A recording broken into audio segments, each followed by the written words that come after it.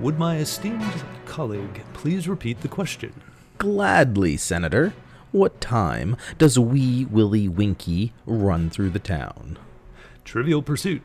It's not only a game, it's a national obsession. It's here. Big Bird. It's there. It's everywhere. And the fun keeps coming. Trivial Pursuit, because every American is entitled to life, liberty, and the pursuit of trivia.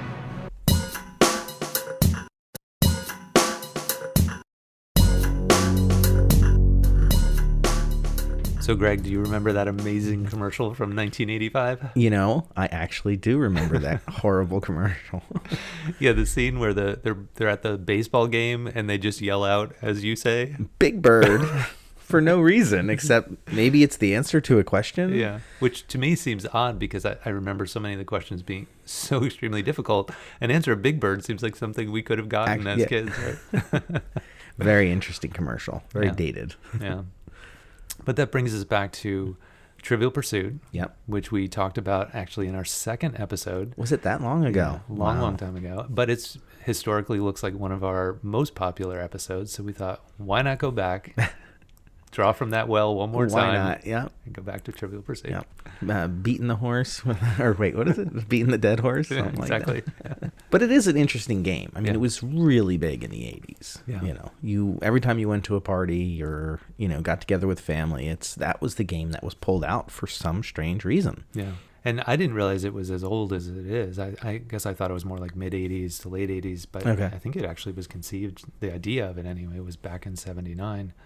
And I think it took like 2 years for the guys who came up with it to actually get the funding and turn it into something. Yeah, that's right. It was created. They actually have the date it was created, December 15th, 1979, and it's a Canadian game out of Montreal, Quebec. All right. Yeah. So maybe that's the problem. Well, get out of here, you hoser. Well, it's a boot. No. That's low-lying fruit. We could pick on their Monopoly money, but we won't. I think I have written down here the creators, Chris Haney and Scott Abbott. And the only reason they played it was because they wanted to play Scrabble, but pieces were missing. Okay. So they're like, well, what can we make out of the remaining pieces and some other stuff? Sure. So that's kind of how they came up with it. Wow, that's pretty wild. Yeah. And you think of, we talked about how Nerf came to be. Yeah. It seems like a similar kind of thing where it's just like a, random idea that obviously, these guys hadn't been in the gaming industry as much as like, Ren had been part of, trying to create games. Yeah. But what it turned into, it's amazing. It is pretty amazing. One thing I thought was really neat, and I'm just going to point this out quickly, Tim, was, when you hear a term or a word or something and you never really think about it, you just think Trivial Pursuit is the name of the game. Sure. But as I was like thinking about it, like Trivial Pursuit is actually like means something. Sure. I don't know, did that ever like click in your brain? I don't think to the point of like really giving it enough thought to think about the fact that it's a trivial pursuit. It's something that you're interested in, but really has no value. Yes. Like that whole concept. Yeah. Which, looking back on it now, I'm like, oh yeah, it makes perfect sense. It's a pretty clever name. Yeah. It's a lot of fun. I didn't get that as a kid. Yeah. You never put two and two together. I'm like, oh yeah, that's actually pretty clever. A horse does have a long face. I thought this was kind of fun, being an artist and being in the world of marketing and package design and all that kind of stuff, to know how many times where a product is created and the person who's credited with the mark or the thing that it's become iconic. Yeah, like the Nike logo. There's the classic story that it was like an intern or something like that did that. Artwork. Oh, was it? Okay. In this case, again, it's an 18-year-old kid who, basically was on unemployment and then just took shares in stock, and then that ended up, the game explodes and he ends up, making tons of money as a result of it, which is pretty cool because I think a lot of times those interns don't get anything. They just get the notoriety that they were involved in the project. And then jobs come from that notoriety. Yeah. But in this case, it sounds like the kid, what's his name, Michael Worston, ends up making a good amount of money and turns it into something. So that's pretty neat. Yeah. And, speaking of money, when they, Haney and Abbott were first kind of putting it together, they realized they need about almost $100,000 to fund, this game. And there wasn't GoFundMe back in 1979. Yeah. So they went down, they got investors, and they eventually got 34 people to, accumulate the money needed to start it. And 4 years later, each of them were getting 5-digit dividend checks off of, Yeah. $5,000 or $10,000 Yeah. and constantly getting that. I mean, that's just a sweet way to go. Yeah, yeah. And I heard when it really had taken off and people were clamoring to get copies of it. It was a very hands-on process to make it because of all the cards and the colors and the pieces, the assembly. It was very, very much a manual process. I can see that now, yeah. And the company that was in charge of creating the game, I think they were making 3,500 a day. Wow, that's a lot. Which I think Buddy the Elf would have been pretty hard pressed to get 3,500 of it. But it was kind of neat to see. There was some video footage of the process, and it was just a whole lot of people standing on an assembly line, really putting all these pieces together, and yeah, it was kind of cool. That is neat, yeah. And of course, any good idea that makes money is evidently sued. Of course, and they had a couple of pretty big lawsuits against them. The first was by 1984 by a man by the name of Fred Worth, and he was an author of trivia. Okay. So he would write trivia books, and Haney and what's the other guy's name? Abbott. They just literally took all of these questions word for word and put them into their Trivial Pursuit game, and the guy Worth actually specifically put spelling errors in his trivia book so nobody would copy them and he could point it out. Sure, yeah. And it went all the way up to court and everything, but because it's just facts, he couldn't technically copyright them. Huh. That's pretty wild. So he did not win. So his plan to try to, just look into the future and know that somebody might take his work, it didn't really pan out. No, it was unfortunate, but I guess good for Haney and Abbott. Yeah. But I mean, it is facts. So, but it is kind of crappy that they just all right, here's 70 more questions we can add to our question bank. And wasn't it like 6,000? I think it was something like 6,000 altogether. Which, I mean, inevitably there's going to be some overlap in data and all that. Yeah. But I guess you can't copyright grammatical errors and things like that. If you could, my college papers would be. Exactly. The second lawsuit by a man by the name of David Wall. Okay. And he claimed that while he was, I think, hitchhiking or something, and he was hitchhiking, and he was picked up by Chris Haney, and he says that he explained the whole idea of Trivial Pursuit to Chris Haney in the car, and then he drew it and everything, but then he threw all those drawings away, never did anything with it. Sure. And still tried to sue, but that was thrown out. Yeah. Because there's no evidence. I was going to say, it seems like he didn't have much of a leg to stand on there. So I think he even tried to get his mom to testify that she saw the drawings and stuff. It's pretty wild. Yeah. I think, obviously the initial game is the one that we probably played the most, but I was surprised to see how many different, well, I shouldn't be surprised. Everything that has success, you're just going to try to, again, milk it for all it's worth. But how many different special editions and versions that have been created over the last Of course. Yeah. How many did you, any particular ones? It's kind of neat to see that they, did like a Star Wars version and stuff like that. But at the same time, I prefer just the original. If I'm going to play a game like that, I'd rather just play the original. Absolutely. It's so specific to other stuff. Yeah. Right. I don't want to play the country music edition personally. Exactly. I did find two really interesting editions that I was unaware of. The first is they make a glass set. So the board is glass, all the pieces are glass. It really is sharp looking. It's if you're hoity-toity and you had a table in your drawing room or something, you could leave it out because all it looks, it's really cool looking. But the other one is they actually have an adult version called Trivial Pursuit X. That's pretty wild. Not for those under 18, Yeah, I guess it's maybe in the vein of Cards Against Humanity kind of thing. Maybe I would imagine, yes. Not for all audiences. What's Cards Against Humanity, Tim? I never heard of that before. So on the heels of that, I mean, I guess they obviously made the board game versions that were specific to different movies. Lord of the Rings, yeah. But then it seemed like they also tried to take it in a digital direction. Which I heard there was an arcade game version of it. Yeah, I heard that. I don't remember ever seeing. I don't know that I could have convinced any of my friends to play an arcade. We're going to throw quarters into a Trivial Pursuit game. No, I don't think so. I'm going to go play Miss Pac-Man. Exactly. And then, I mean, the computer game version of it, I mean, maybe that did okay. I remember this would have been probably in the late 90s. There was a a digital trivia game. I think it was called You Don't Know Jack. Oh yeah, I remember that. And that was yeah. very popular. So Yeah. I could see how maybe if there was a digital version that was out at the same time, maybe it did all right. I don't remember ever playing it though. No, I don't either. You know, Yeah.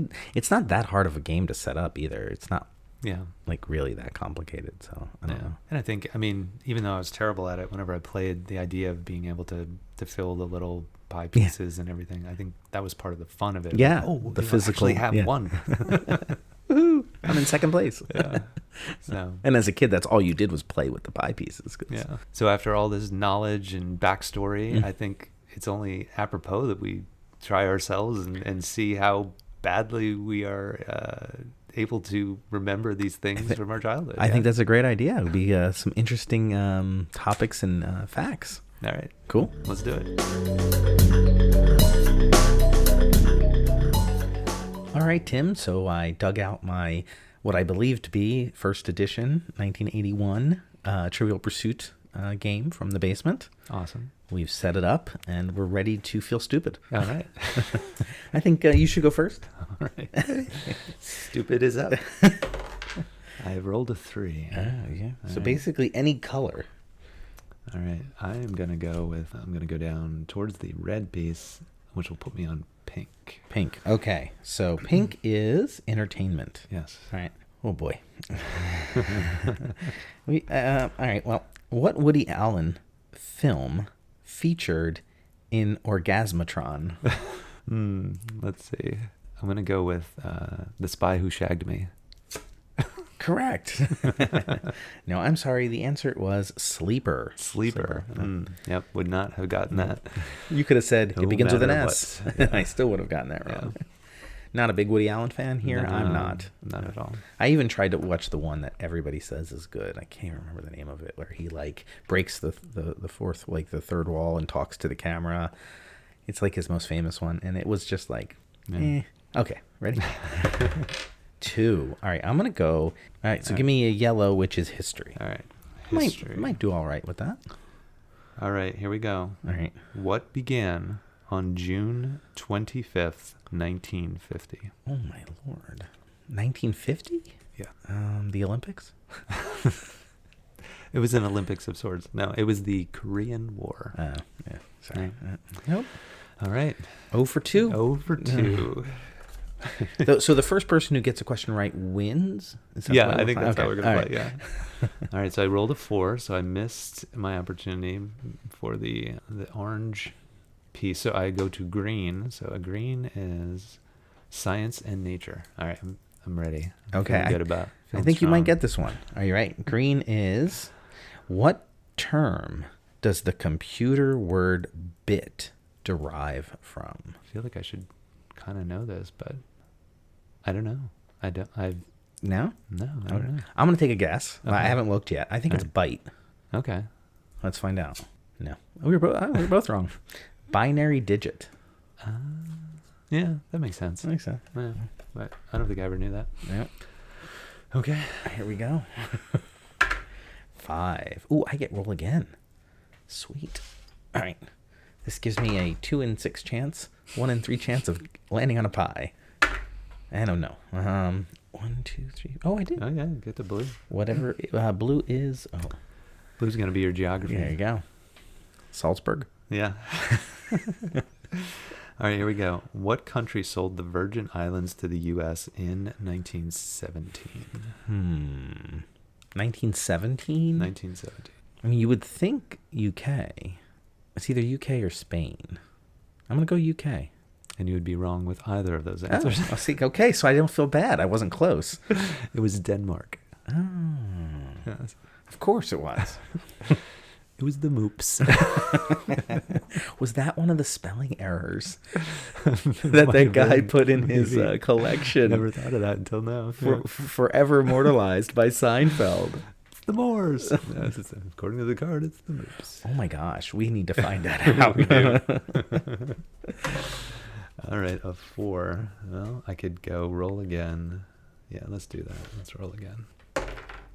And a 6. It doesn't really help me. I'm gonna try my science again. Science again? Science. All right, here we go. Put your like freshman high school brain on attention. The question is, how many points are there on a Maltese cross? I'm gonna go with 12. No. No. That's what I would have said too. 8. 8. All right. No. Still, I feel like a kid again. Yeah. Can't get an answer This correct. game sucks. All right. Here we go. Oh, 6. Do I want to go towards... I'm going to go towards... Yeah. No. Green. Green? Green. Here we go. This is it. I can feel it. Okay. If you can't read it, I'm in trouble. What does a dipsomaniac crave? Dipso. So dip. Yeah, no, I should know that. I'm going to just guess because I don't want to like just hang out here. Dipso is, I don't know, water. Water is part of it, but it's alcohol. Oh, darn. Yeah. Okay. No partial points, Tim. No, we cannot. Sorry. Yeah, no, I don't get half a pie. I don't get. No. All right. We're doing great here. We are 0 for 6 so far. Oh, wait. For the yellow piece. Okay. Yellow is? Yellow is history. Unfortunate. That is unfortunate when you hear me read this question. Korean War. How many fingers did Anne Boleyn have? I'm going to go with an answer that I got wrong in a previous question, which was the 6-finger man. So I'm going to say she has 11. Okay, let's see. Ding, ding, ding. Well done. Yes. That might be the first pie piece I've ever gotten in this game. Well done, Tim. That was pretty darn good. Should we keep going? Should we? Let's give it a little bit All more. right. Let's see. Let's see what happens. Oh, you get to go again. Oh. You got a question correct. So you get to go again, Tim. I'm so not used to it. I didn't even know that was a rule. All right. I'm going to go roll again. All right. He's on a roll. On a roll. Dun-dun-dun. And a 6. Get me to brown art and literature. Or yellow. Another history question. Oh, I'm on a roll with history. Let's go for it. Let's get 11 again. What actor married John F. Kennedy's sister? It's not Arnold Schwarzenegger. That was actually my answer. I got nothing. You never I got have no idea. Peter Lawford. Okay. Yeah. Would have never, again, would have never, ever. No chance.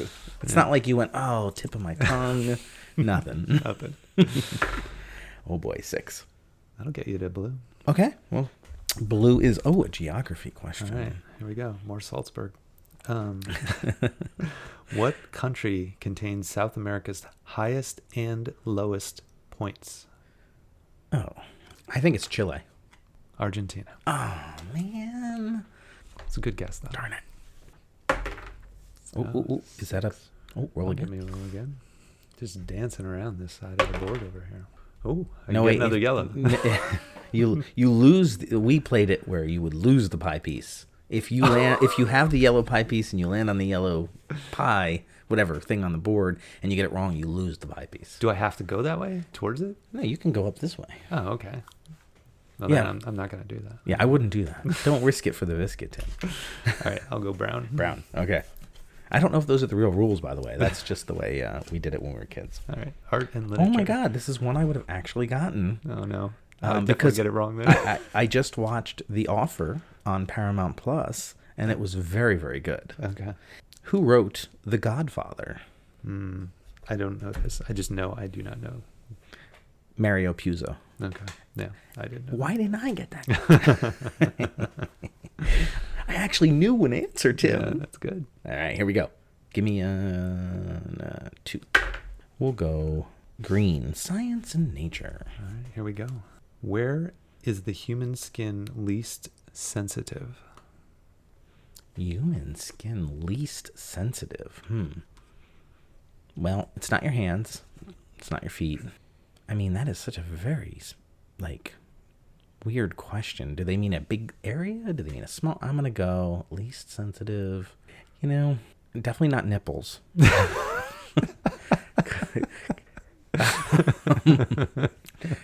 I'm going to go back. Back, okay. It is actually the heel. The heel, of course. Yeah. Man. All right, Tim. Roll again. All right, he's on a roll. 3. Roll again. Yeah. Just keep dancing around. 6. I'll go with the geography. Why not? I think you can get this one, Tim. I don't know why I went that way though. All right. Anyway. But you might get it right because I think I know where this is. What continent is Barbados considered part of? I'm gonna say North America. Okay. My guess is Africa. No, you're right. North America. Okay. Nice job. I thought that was an island off of Africa. Look at you go. Oh. Don't do it, Tim. Don't risk it. Green. All right. Green says, what letter is to the left of G on a typewriter keyboard? Can I cheat and look down at my I know, right? I won't look down. I won't. G. I'm going to say D. I don't know why. D? Yeah. I'm going to guess H. Okay. Let's see. What letter is... Where was that? Oh, no. F. Yeah. F. I was kind of thinking it was in order, but I was like, that seems too obvious that it would be like right there. Right. You would... Yeah. I was actually only one letter off. D, F, G. Oh, look at that. Yeah. Still right. wrong. Doesn't matter how It close doesn't you are. That's my score on this game so far, an F. All right, Greg. All right, here we go. Let's see. 5. Yellow or... Ooh, roll again. All right, here we go. I'm going to go a little different. I'll go the whatever pink is, entertainment. All right, let's see. All right, here we go. You ready? Mm-hmm. Who directed Spartacus? Oh, my gosh. I have no idea. Judy Blume. Unfortunately, no, Judy Blume did not. Yeah. I would not probably have guessed this, but it is one of those directors that's like really well known. Okay. Alfred Hitchcock. Stanley Kubrick. No. Yeah, Really? that's what it says. Yeah. Wow. See, I just learned something interesting today. Yeah, it's not one of the movies I would associate with him. No. Well, not at all. Yeah. Well played, Trivial Pursuit. All right. 4. No. There you go. All right, I will go. I'll stick with the green. The green. Okay. Who said, feed 'em, love 'em, and leave 'em alone?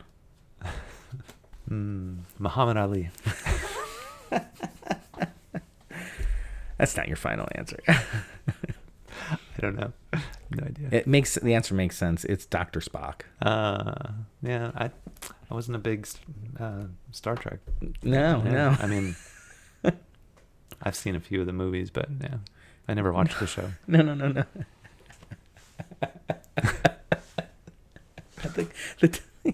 the guy, the Dr. Spock, the guy that wrote children's like how to raise children's books.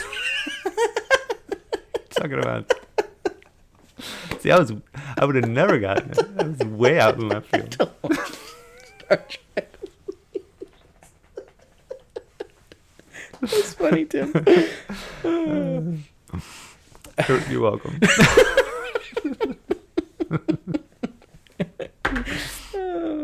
All right. Nice. Blue. Let's See if there's any other Star Trek questions. All right. What? Sorry. What is the second most spoken language on Earth?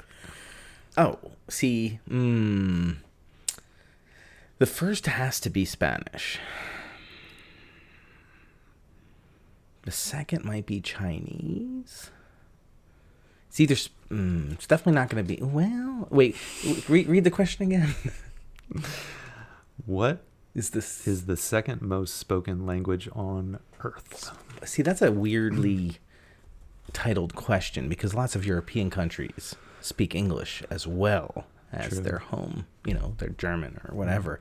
So that's a very misleading question. I'm going to have to, what do you call that? Contest this question, but I'm going to go English. English? Yeah. Final answer? Yeah. You are correct, sir. Ooh. For the pie piece. Oh, I actually got a pie piece. You didn't want to go Klingon? I was thinking Klingon, but then I'm like, South America doesn't really speak Klingon much. All right, here we Nicely done, sir. go. All right. 3. I'm gonna keep pushing my science All right. and nature. I gotta Let's get do one it. of these correct. Okay, here we go. What pill's name, translated from the Latin, means "I will please"? Quaalude. No.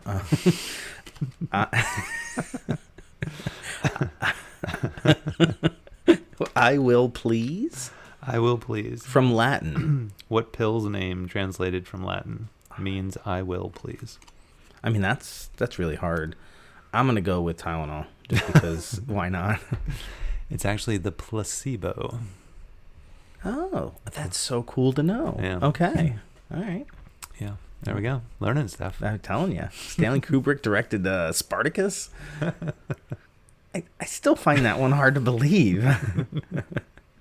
It's the moops. Oh, here we go. All right, blue or pink? I'll go pink, sure.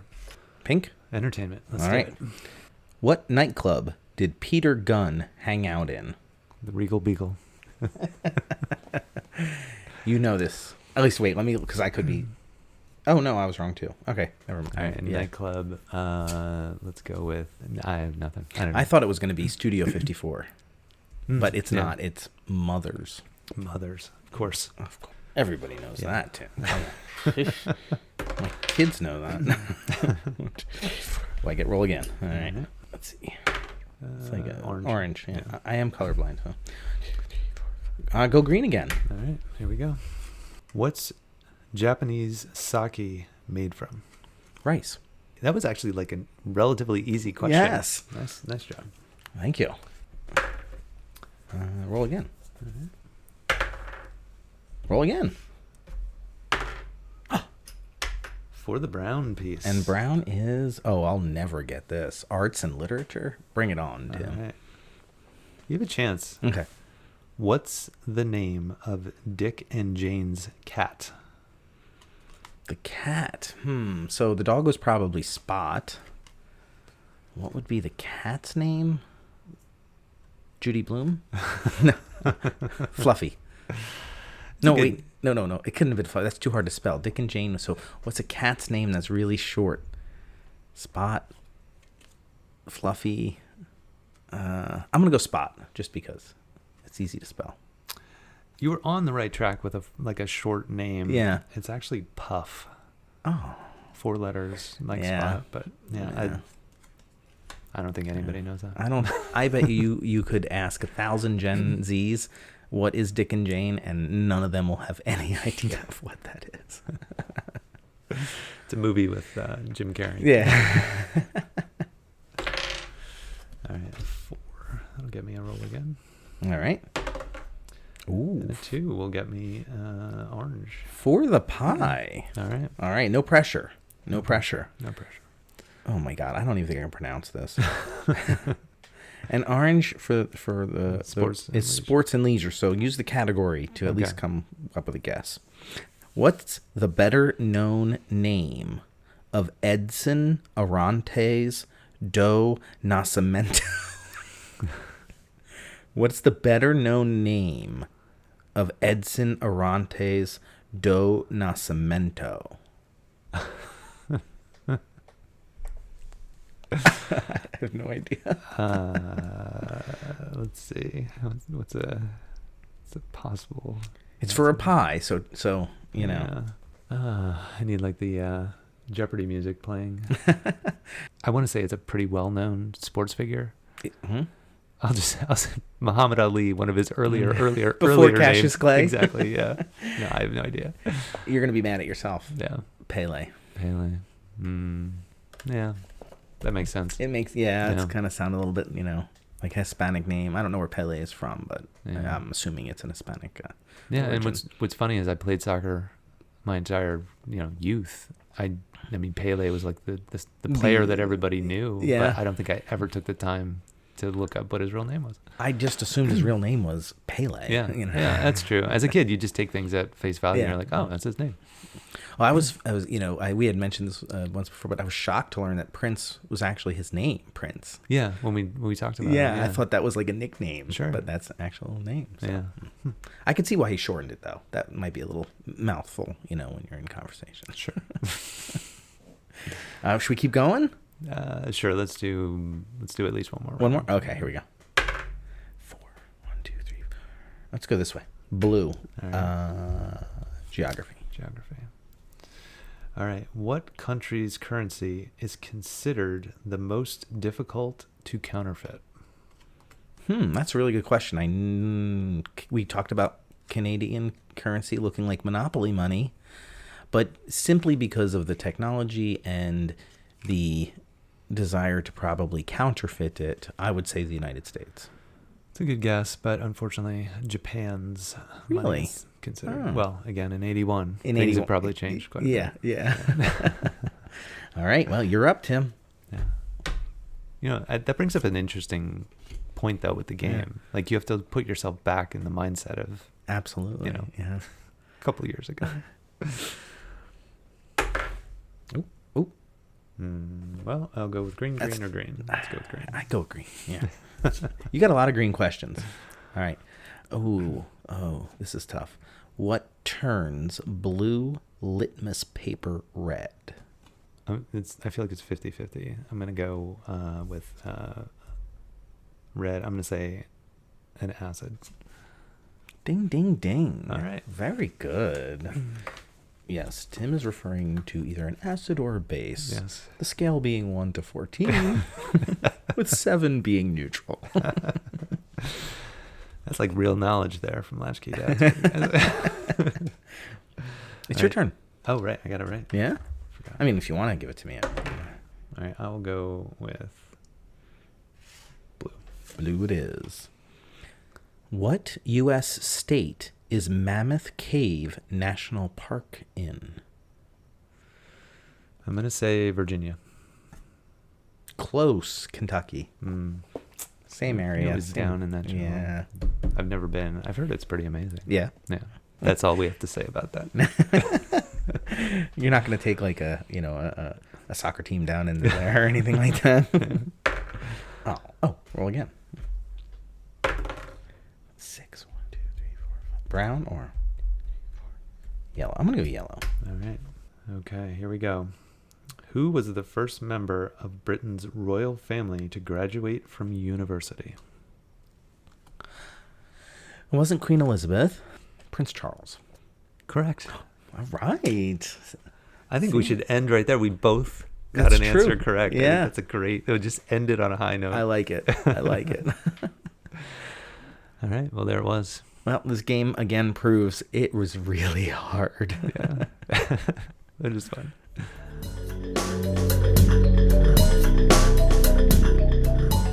Hey, Tim. Hey, Greg. I think it's about time for the report card. Yeah, it sounds good. How'd we do? I think we did pretty well. Yeah? Just a couple little notes. Okay. So the one that I think was the most interesting as we talk about the Moops card in the Seinfeld episode. Oh, sure. Was that in fact one of the incorrect pieces of information that the gentleman who created all the content that maybe was borrowed from Trivial Pursuit? Yep. That was one of them. And the short answer is no, that was not one of the incorrect pieces of information. But it was in fact based on an actual piece of information from the Jeopardy home game. Okay. That was released in 1972. Wow. I believe it was the 9th edition. Okay. Where there was a misprint on a card to the question and answer combination that they reference in the show. So it does actually relate to something real. So it's kind of neat. Not just made up. Okay. Yeah. And then later on in a later edition of Trivial Pursuit, the creators kind of nod to the Seinfeld writers by creating a card which in fact asks the question, which infamous Trivial Pursuit misspelling became a punchline in the Bubble Boy episode of Seinfeld. So they kind of point back to it, which is kind of neat. So that is very cool. Yeah. And I think for the other item I had for the report card was we were talking about Woody Allen and his biggest movie like ever. Sure. I can't remember the name of it. It was Annie Hall. Yes. Yeah, Of course. of course. So what do you think? I mean, I'm giving us an A++. All right. So, Fantastic. there I we love go. it.